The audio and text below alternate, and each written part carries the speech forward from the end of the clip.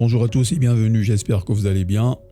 Aujourd'hui, se connecter à un Wi-Fi public est devenu presque automatique. Dans un hôtel, un aéroport, une gare, un restaurant ou un centre commercial, on peut avoir besoin d'Internet parce que la 4G ou la 5G passe mal, que notre forfait mobile est limité ou simplement parce qu'un Wi-Fi gratuit est disponible. Et évidemment, c'est pratique, mais avant de vous connecter, il faut comprendre une chose essentielle. Vous allez utiliser un réseau que vous ne contrôlez pas. Pour comprendre pourquoi cela peut représenter un risque, imaginez simplement que votre smartphone est une voiture et qu'Internet est votre destination. La question que nous devons nous poser est la suivante. Comment fonctionne un Wi-Fi public?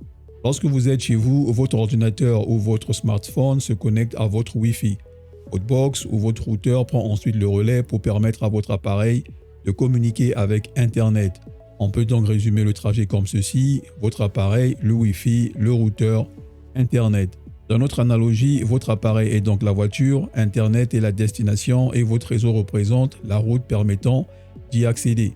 Sur un Wi-Fi public, le principe reste exactement le même. La différence est que cette fois, la route ne vous appartient pas. Vous utilisez celle d'un hôtel, d'un café, d'un aéroport ou d'un autre établissement. Vous pouvez parfaitement l'emprunter pour accéder à Internet. Mais vous ne savez pas forcément comment ce réseau est configuré, qui l'administre ou quels autres appareils y sont connectés. Et c'est précisément là que commencent les risques. Imaginez que vous soyez dans un café. Vos téléphones détectent deux réseaux, Wi-Fi café et Wi-Fi café gratuit. Lequel appartient réellement au café? Impossible de le savoir uniquement grâce au nom. Un attaquant peut créer un faux point d'accès Wi-Fi avec un nom identique ou très proche du réseau officiel. C'est ce qu'on appelle souvent un Evil Twin ou faux point d'accès Wi-Fi. Reprenons notre analogie. Imaginez que quelqu'un crée une fausse entrée ressemblant presque exactement à l'entrée officielle de votre route. Vous pensez prendre le bon chemin, mais vous utilisez en réalité une route contrôlée par quelqu'un d'autre. Et le plus trompeur, c'est que votre téléphone peut afficher normalement connecté, Internet disponible. Pour vous, tout semble fonctionner. C'est pour cette raison qu'un nom de réseau crédible ne suffit jamais à prouver que le Wi-Fi est légitime. Mais le faux Wi-Fi n'est pas le seul risque. Même si vous êtes connecté au véritable réseau de l'hôtel ou de l'aéroport, cela ne signifie pas que ce réseau est parfaitement sécurisé. D'autres personnes peuvent être connectées en même temps que vous. Si le réseau est mal configuré ou si votre ordinateur expose inutilement certains services, les risques peuvent augmenter. Sous Windows par exemple, lorsque vous utilisez ce type de connexion, il est préférable que votre profil soit configuré en réseau public. Windows applique alors des règles plus restrictives, notamment pour limiter la découverte de votre ordinateur sur le réseau. Retenez simplement ceci, sur un réseau public, ne considérez jamais les autres appareils connectés comme automatiquement dignes de confiance. Vous pourriez maintenant vous demander, si le Wi-Fi public n'est pas fiable, comment peut-on utiliser Internet? C'est notamment là qu'intervient HTTPS. Lorsque vous consultez un site utilisant HTTPS, les informations échangées entre votre navigateur et le site sont chiffrées. Imaginez maintenant que vos données voyagent dans un véhicule blindé et verrouillé.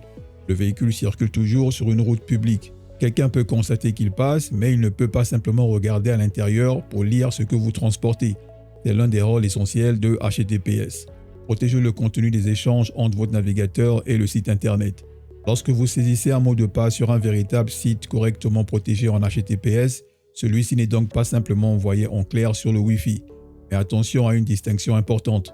HTTPS sécurise la communication avec le site, pas le réseau Wi-Fi sur lequel vous êtes connecté.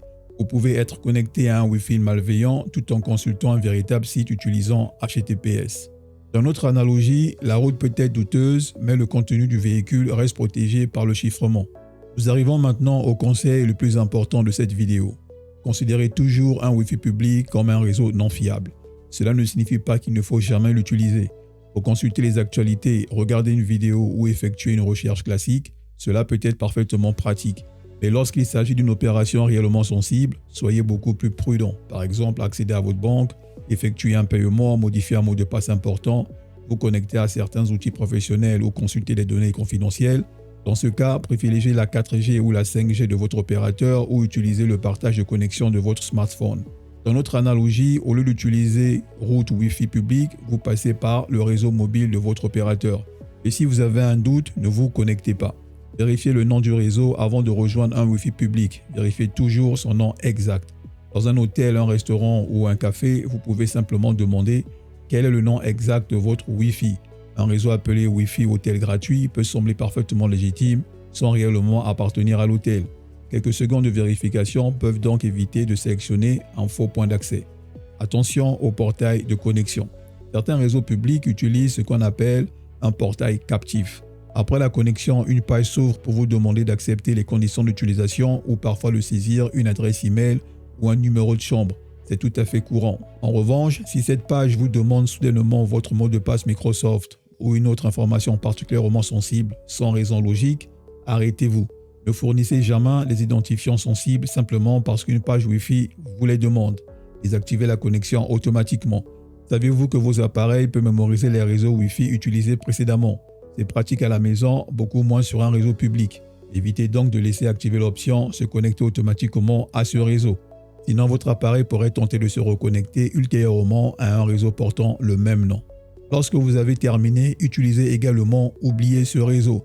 Votre appareil supprimera le profil Wi-Fi enregistré et limitera ainsi certaines reconnexions automatiques. C'est un petit réflexe, mais il est simple à appliquer. Terminons avec le VPN. Un VPN ajoute une couche supplémentaire de protection. Imaginez maintenant que votre trafic emprunte un tunnel chiffré à l'intérieur de cette route publique.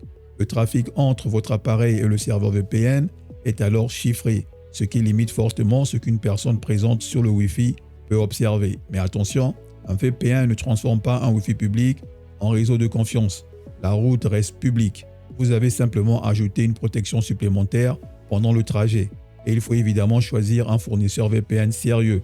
Installer n'importe quel VPN gratuit trouvé sur Internet peut simplement déplacer le problème de confiance vers un autre intermédiaire. Pour terminer, voici ce que vous devez retenir. Un Wi-Fi public, c'est comme emprunter une route que vous ne contrôlez pas. Cette route peut parfaitement vous conduire jusqu'à Internet, mais vous ne savez pas toujours comment elle est gérée, qui l'utilise avec vous ou si quelqu'un a essayé de créer une fausse entrée pour vous tromper. HTTPS, c'est le véhicule blindé qui protège le contenu de vos échanges. Le VPN, c'est le tunnel chiffré qui ajoute une protection supplémentaire. Mais la règle d'or reste la même. Sur un Wi-Fi public, partez toujours du principe que le réseau n'est pas fiable. Vérifiez son nom avant de vous connecter. Évitez les opérations sensibles lorsque vous avez une alternative. Désactivez les connexions automatiques. Oubliez le réseau après utilisation. Et lorsque vos données sont réellement importantes, privilégiez votre 4G, votre 5G ou le partage de connexion de votre smartphone.